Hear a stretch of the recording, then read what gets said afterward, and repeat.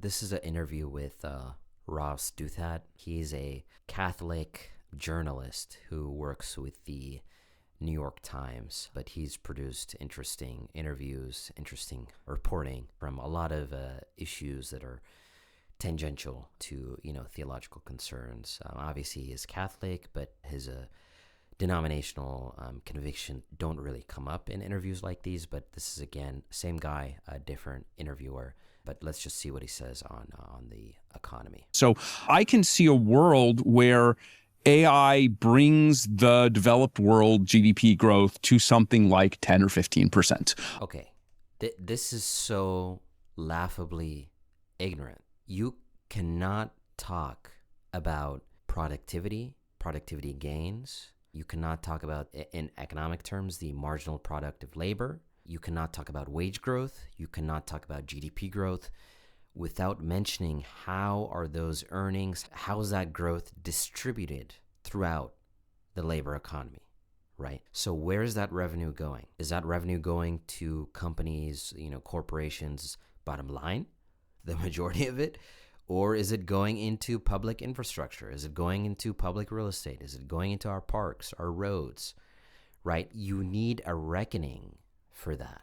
And you need to make sure that these things are being distributed fairly, right? Especially as Christians, right? This goes back to the very point we discussed in Matthew chapter 25.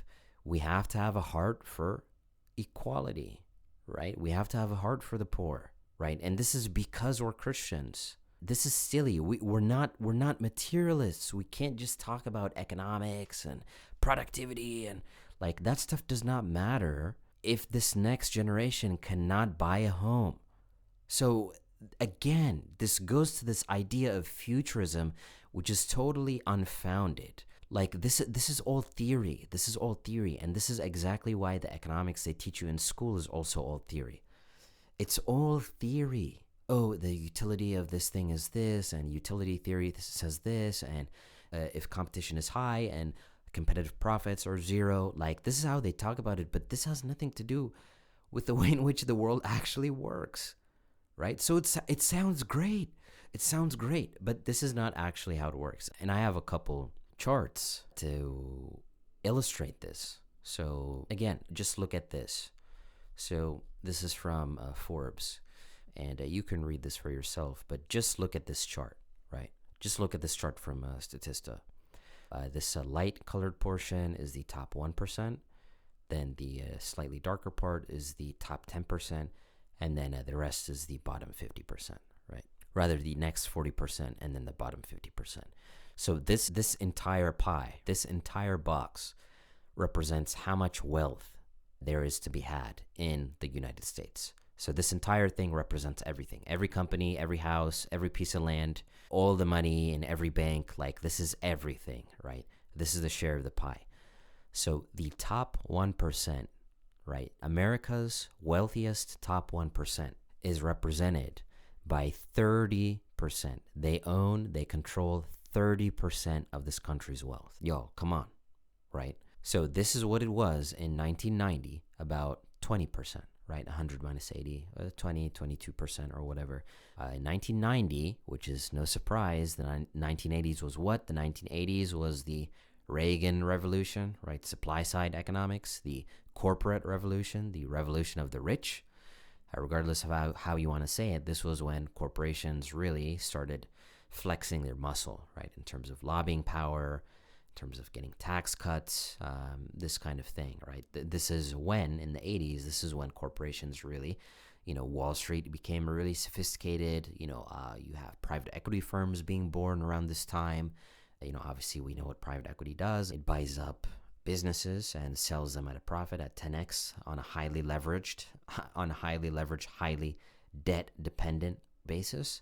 They flip that. Obviously, the more debt you have in a transaction, the more you profit because you're putting down less equity, which is less money out of your account right now, right? So the sophistication of Wall Street really starts to take place and boom in the 80s, right? During Reagan's presidency, during this era of unconstrained capitalism, right? Crony capitalism is the term we're going to call it on this channel. I don't have a problem with capitalism that's well designed. I don't have a problem with capitalism as long as there is a strong Department of Justice, there is a strong, Federal Trade Commission that is actually cracking down on monopolies, right? That is what classical economics is actually all about, is preventing monopoly power, because when corporations have monopoly power, when they're financially incentivized to protect other corporations versus the typical normal American citizen, then we get into the mess that we are in right now, right? So our wealth inequality is getting worse, right? The best estimates of wage growth are around 3.5%, right? They're around 3.5% year over year. And inflation sometimes gets to 4%, depending on what part of the economic cycle we're at, right? And home prices easily increase by 5%, 5.5%. Mortgage rates are over 6 to 7%, right? So things, very basic necessities, are becoming more and more unaffordable. This is from the NLIH, a real estate research organization that's tailored towards low-income housing. This is their 2026, out of their 2026 reporting. The U.S. is currently facing roughly a 7 million unit rental shortage, affecting about 11 million renter households who are still facing serious affordability challenges despite years of conversation about the issue. 1 in 3 U.S. households is now cost burdened, and more than 20 million, over 15% of all households, are spending more than half their income on housing, which causes them to be categorized inside the extremely cost-burdened threshold. 15% of American households are spending half of their income on housing. So 50% of their post-tax, not their pre-tax, their post-tax income is going to their mortgage or their rental payments, their rent. This is ridiculous. This is ridiculous, right? These are the issues we're currently facing. And over a third of all households face some form of housing cost burden in 2024. And then the rest of my notes get into the supply side. Why do we have, as Americans, such difficulty in building housing? A lot of it is regulatory. A lot of it is, old zoning laws. A lot of it is boomers who look at new rental housing, new multifamily housing, new single-family housing as a threat to their home valuations, which is really silly and really satanic. It is satanic. Yes, it is satanic. I said satanic. It is satanic because you do not love your neighbor, right? A home is not a financial product. It's not a investment product. It is the unit, the method by which families are formed, right? It is a tool for family formation. And the family is based on what? The family, mother, father, and child, is a kind of trinity. So again, we're Christians. We believe all of these things derive from the Trinity. And we believe the Trinity has been perpetuating a dance of love, a loving dance in eternity, which commenced this emanation, which led to the universe as we see it, right? And a marriage, a family, does exactly that. Being is rooted in love, metaphysically, and that love produces offspring, right? It produces something, it emanates something. So this is why homes are so important, right? This is another big thing as to why my generation isn't getting married, because we can't buy homes. And so if we think about it, a lot of this research relates to low-income housing.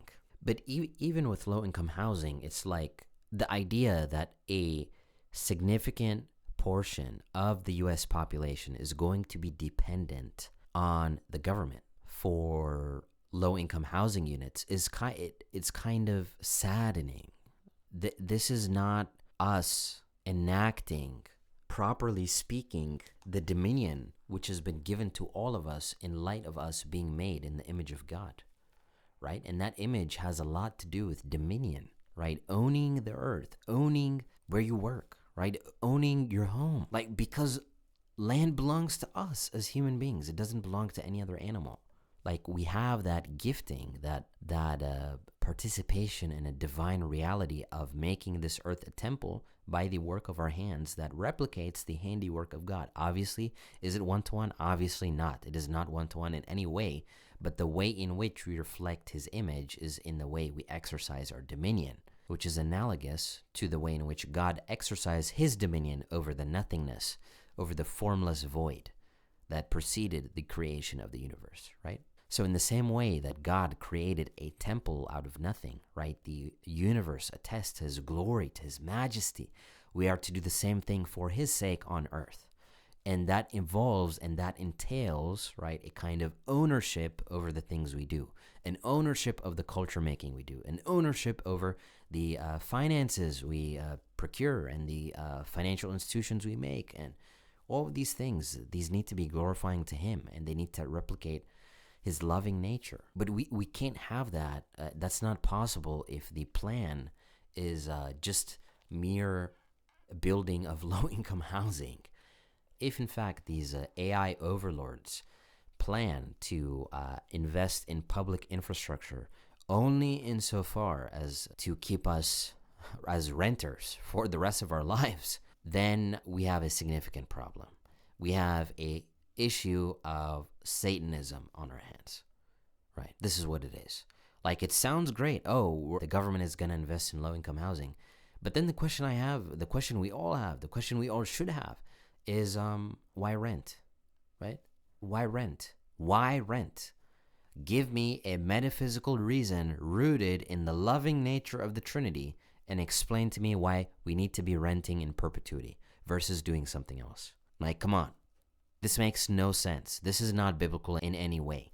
This is why Moses did not allow interest rates to be charged, and this is why usury was a sin in ancient Christendom in the Middle Ages at the time where Europe was controlled by the Catholic Church. Usury was a sin. You cannot charge interest rates to your brother. But what is the entire apparatus of the financial industry based on? What are banks based on? The debit credit system, debit credit accounting, right? Fractional banking, lending on interest rates. So yes, it created vast amounts of wealth for the Western world. Like, whatever, bro. The distribution of that wealth has not been fair, right? And this is the issue.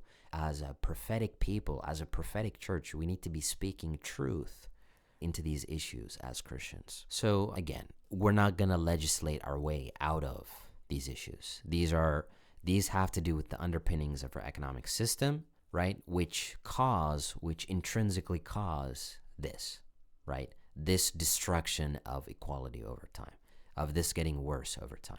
And just to drive this point home, right? Let's look at this. So this is from the Washington Center for Equitable Growth. Are we better off than our parents? The data that underscores the fading American dream. So the American dream is dead is a stronger way of saying what they have written. But look at this chart. Look at this chart, right? So in 1940, you had over a 90% chance of being better off than your parents, right? Look at this steep decline. And this is 1980. This is 1980. This is 1980 when the corporations really start to take off. I would like to see this data for the 2000s. Again, the Wall Street Journal. Barely half of 30-year-olds earn more than their parents, right? So the research is plentiful, right? The research is plentiful. And I believe this is the same data. But the research is plentiful, right? We are not doing well. We have a very bleak future. And this is not to be a doomer or because this is going to get clicks. This is what the data says. This is what the data says. The data says that the American dream is dead. The data says that wealth, and I do not want to hear in the comments, wages have been great, in the last few years.